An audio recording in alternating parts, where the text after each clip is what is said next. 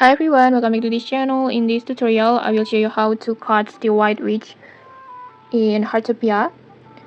This butterfly has a beautiful appearance, like it has a unique shape and beautiful color like this. And I think it's perfect to display in your vivarium. And if you are a collector, maybe you definitely don't want to miss this one.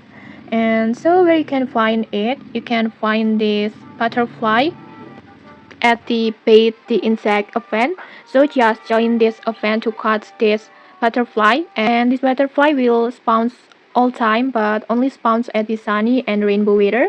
So just go to the Onsen Mountain to join this Bait the Insect event. You can just join this event when it's hosted by Naniwa every 8 p.m. or you can just start it yourself by pay with the 2000 code.